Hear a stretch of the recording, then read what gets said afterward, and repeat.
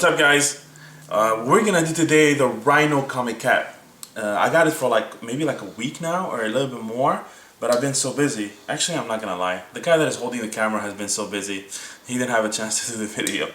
So it's right here. And again, I did mention in my videos before that if you guys want me to do a review and an unboxing, on this one, you guys got me more confused. So what I'm going to do on this one, I'm just going to do the unboxing, and at the end, I'll do the review. I'll do them all in one. But I still haven't made my decision. But for this one, that's what's going to happen. Anyway, so this is the Rhino Comiquette exclusive. And I got it from Sideshow. The difference between the regular and the exclusive is an extra head, which is a good idea. That's a plus. We don't want no print like the Hawkeye.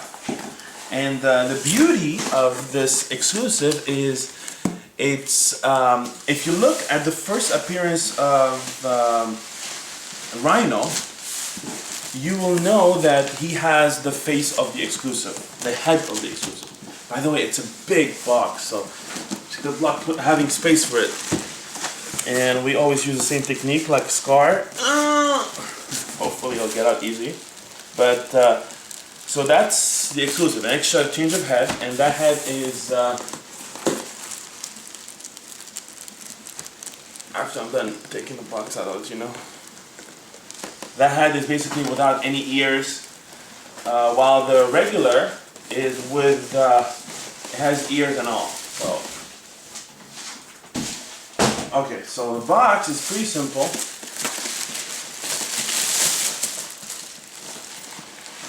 It just has nothing special to it. Just Rhino all over the place.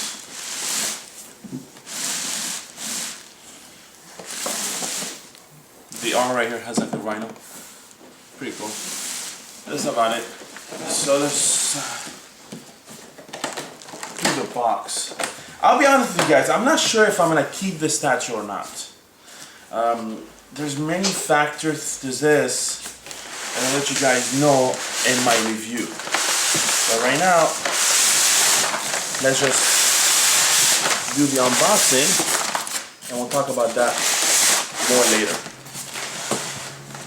Because again, I'm gonna be a little more harsh on the statue, on the sideshow stuff, because I think that us, Marvel collector, deserve a more high-end or more detailed statues. If you guys notice, like sideshow stuff are amazing. But what's been bothering me is that the Marvel stuff haven't been like awesome. Like I feel like if other licenses, the stuff for them are more detailed or more amazing, but the last piece that they did that was, I would think, impeccable or like amazing would be the scar. They went into detail about that. Whoa. Whoa, whoa, whoa. This is a beast.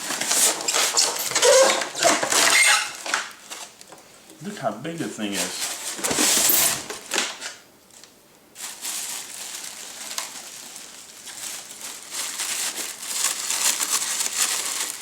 Two heads.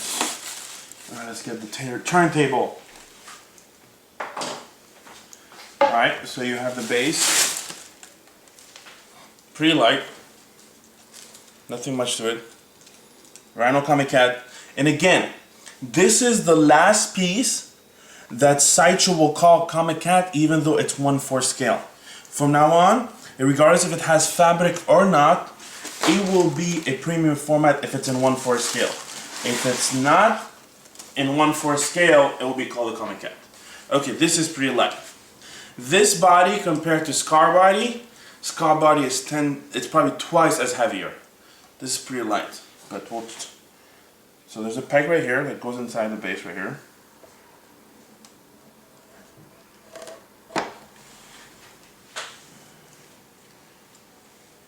See, it's pretty good. Some people had issues in regard breakage on the body. I don't see any on mine. It's pretty cool. Alright. Now, for the regular head, which is this one. It has the ears. Really good detailed face. Really good detailed face. Alright, and it sticks right here. Perfect. As you guys can see, this is me. And I'm 5'10", so he's a beast. Now, let's go for the regular head, the exclusive head, which again is based off of Spider-Man, Rhino first appearance. You notice that, I don't know if you want to call these ear, I don't know, what would you call these? They look like eyes almost, like the Rhino eyes. Do you agree with me, cameraman? Yeah, they do. They do, huh? And again, everybody was complaining about the mole right here. He does look like he has a mole. So, it's kind of off, but whatever. And it might not be a mole. It might be like an extension of these. You know? But anyway, so this is the head. And there you go. So, not too much detail about, the unboxing for this piece because it's pretty simple. There's nothing to put together or anything like that.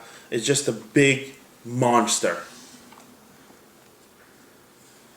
Alright guys, I'm going to cut it short, and what I'm going to do is I'm going to do a review of this piece now. I'm going to tell you what I think of it, if it's a keeper, if it's not, if it fits in the best style, if it doesn't, and I'll tell you what could have been improved about it. Okay guys, take care. Actually, don't go anywhere. I'm still gonna do it in the same video. Stay here.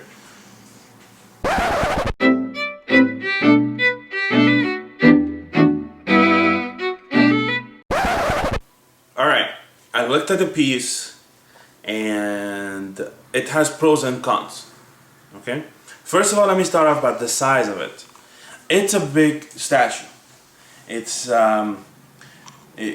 decent. I think it's proportionate for the size of Rhino and what they're trying to portray. It's pretty big. I like it. Now, is it heavy? No, it's not. Do I prefer my statues heavy?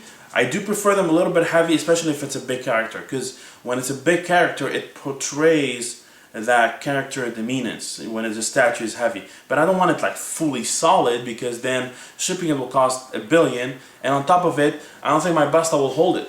So this is a problem. So I don't want it full full cast, but I want it a little bit heavier.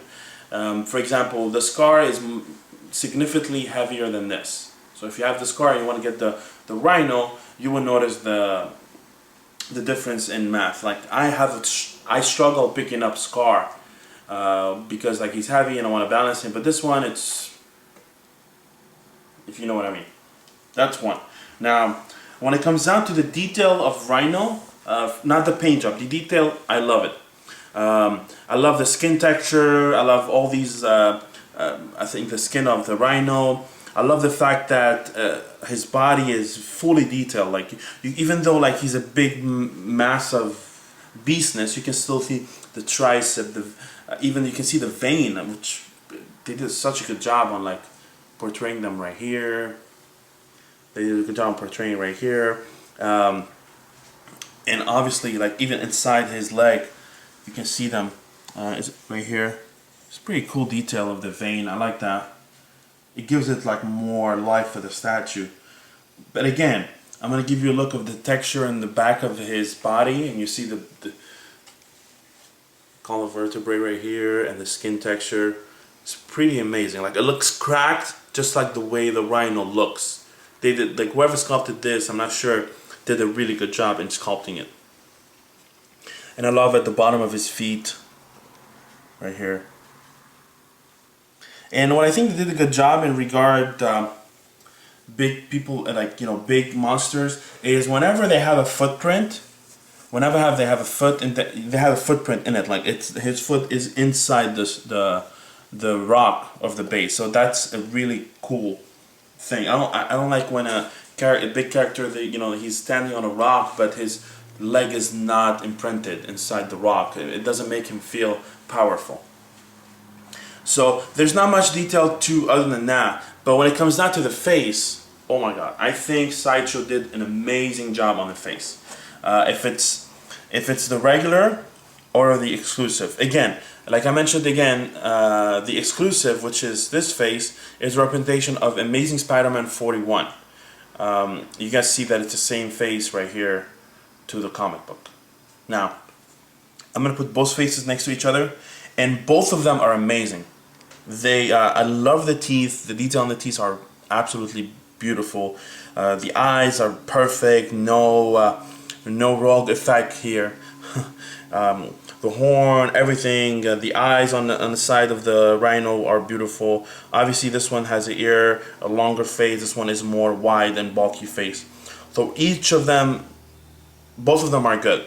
If you don't have the exclusive, it's not a big deal because the regular is pretty good. But if you have the exclusive, that's a plus because this is just a gorgeous extra head. Now, you will notice that the paint job on the head is a little bit darker than the face. The paint job on the head right here is darker than the body for both of them. You can say it's not a big deal because usually your face and your arms tend to be darker than your actual body, but I don't know if that's supposed to be the case here. But this is very minor. What actually bothers me in regard to this statue is the fact that the base is too simple. Like I know you have two color for the base. You have this right here, dark brown, and you have the gray. It's kind of almost, it blends in with the statue. And since it blended in with the statue, I think Sideshow should have given this statue something extra on the base to give it more contrast. So maybe like a fire hydrant. But actually they use that fire hydrant with the Abomination statue. Or maybe like they can put like a post, the one that you put mails into it, like a mailbox. You can put a mailbox, a blue mailbox on the base. That blue or that red will give it like the statue a little bit more life instead of having like a big bulk of gray. I think like these Marvel characters should, like Sideshow should give us like a little bit more for them. Like they do such a good job on all the other licenses. Like DC, the base are amazing, but lately the Marvel bases hasn't been up to what I like. So if you look at the Spider-Man Comiquette, which I will put it next to this beast later on, you will notice that the base is a masterpiece by itself. But I know this is a big animal and he's running through New York, but how about putting in New York, maybe like in New York right here, sewer, you know, something like this to like give him more life than just a plain dark. But I think some red, like, you know, like the mailbox, or like blue like the mailbox, or fire hydrant like, you know, red will give it a little bit better effect. But overall, it's a cool statue. If you have it on order, keep it. Again, it takes a lot of space. It fits in a Besta, but you have to display it sideways, and I think the best way to display it is like that, like charging forward. You want to be able to see him. So, and all his like mass right here. So if he's elevated a little bit, would be better display. This way you can see all these features right here. So the good thing about it is the sculpt is amazing. The paint job is good, but I wish they did the contrast on the base. Right now it just looks like a big block of gray, and that doesn't attract me very much. The head are a little bit different color than this. The sculpt on the face, both of them are absolutely amazing again. I like the horn, different color on it. The teeth, the eyes, the nose, just gorgeous. So, is it a keeper? For me, because of the fact that I don't have that much space, I don't think so. But is it a must? I don't think so either. But if you are a fan of Spider-Man, all the villains, you need to have this. You need to have it because you know, it's Rhino, and he's gonna be in the next Spider-Man movie, so that should be a bonus right there. Again, guys, when I give you guys a review of a statue, I hope you guys understand this is my opinion. It might be different than yours, but that's totally fine. That's why this hobby is beautiful. What you might like, I might not like, and vice versa. So I'm not bashing the statue at all. It's really good. It's good, and I'm a little bit more impressed than seeing the pictures. The fact it's heavy, I mean, it's big and bulky and everything, but it's not something that I would keep a long time in my collection because I know there's other beasts coming up. Alright guys, I'm going to give you a last shot of it, and stay tuned because I'm going to put it next to the Spider-Man so you guys can see what the size detail in regard it.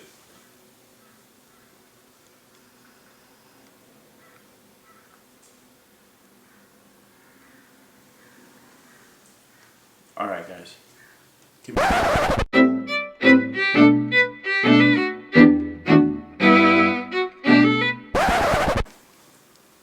Alright guys, this is Venom, and he's looking from far away. He's like, what are these idiots doing?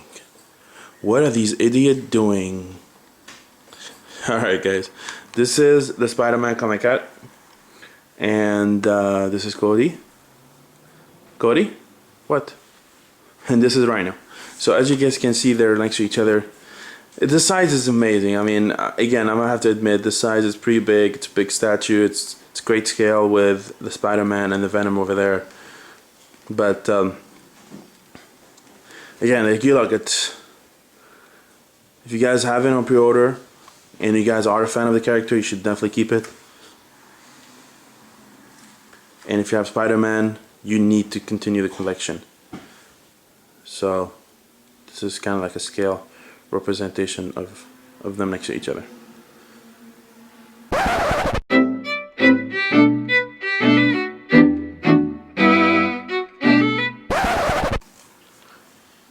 Okay guys, he does fit in a Vesta, and even with a closed door, he fits. But again, do you really want to display him like that in the Vesta? I don't know. You can't see a lot of his detail, and you rather want to see the face. So you want him to be more like that. So if you don't have the glass door, you probably can't display him like that, and his horn will be sticking out. That's just my personal opinion.